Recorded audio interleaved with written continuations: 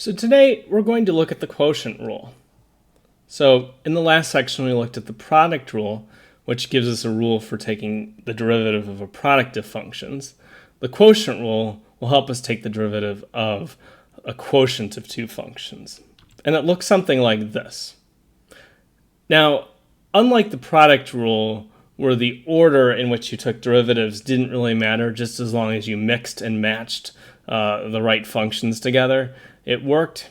Here, it actually does matter because we have a minus sign here. Oftentimes, I use a mnemonic to memorize this because the order is important. So the mnemonic that I typically like to use is low D high minus high D low, and then square the bottom, and away we go.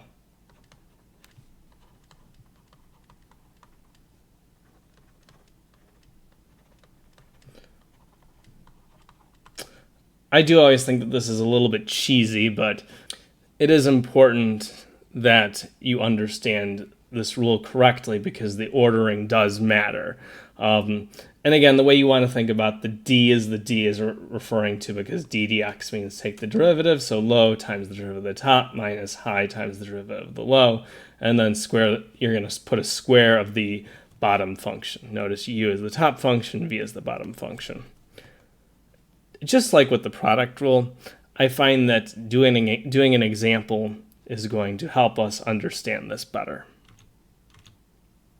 So if f of x is this particular function here, and we'd like to find f prime of x, we need to use the quotient rule in order to find that derivative. So the way we do this is we look at the bottom function, the low part. So I'm thinking low d high. So the bottom function itself is going to be x squared plus 1. And then d high, I'm looking at the top function now. That's going to give us e to the x minus 9x squared. Then we want to do minus. So low d high minus high, which is going to be e to the x minus 3x cubed. And then we want to take the derivative of the bottom. The derivative of the bottom will be 2x. And then we take the bottom and we just square it. Make sure that when you take the derivative, the bottom function, you square it. Again, you're not taking the derivative here. That you put it in parentheses, or else that will be incorrect. As with before, we may or may not choose to simplify the numerator here. For this particular example, I'm just going to leave it as is.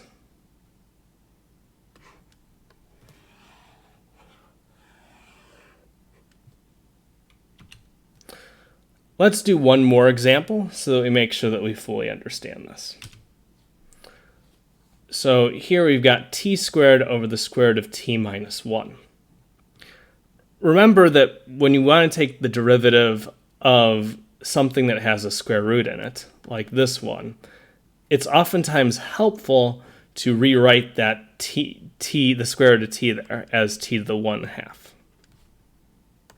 But since we still have yet to take the derivative, I want to make sure that I keep my d dx out front. That lets me know that I still have to take the derivative of the function at hand. So now we're going to apply the quotient rule. Low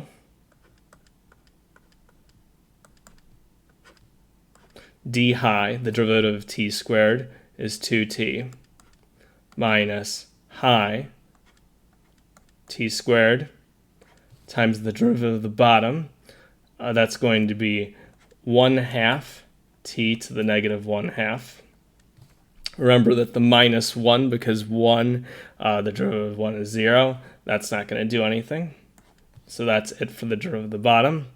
And then we need to square the bottom. Remember that we have to put that all in parentheses. and then away we go. For this example, I think I will simplify. And typically when we simplify, it's oftentimes useful to try to just simplify the numerator of your final answer here. So we're going to distribute the 2t.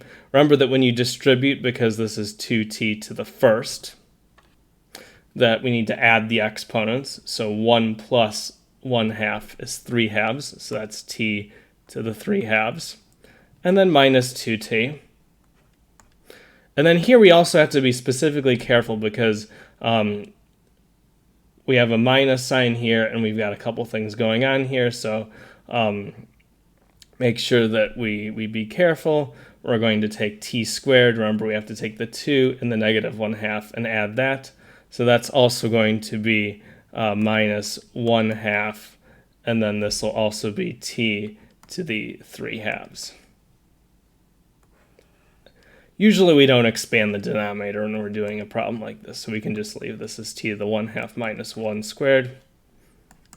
As one final step, it looks as though we can collect these two terms here. So, because they have the same power of t. So in this case, 1 minus 1/2 is just 1/2 t to the 3/2 minus 2t all over t to the 1/2 minus 1 squared. I suppose one last step we could do is we can then reconvert this back into radicals if we want. So that could be 1/2. And then this is going to be the square root of t cubed. Remember, the exponent 3 is going to go here, and since it's a square root, because the denominator of the exponent is 2, that's going to just be a square root. And then we have a t to the 1/2 in the denominator. That's another square root.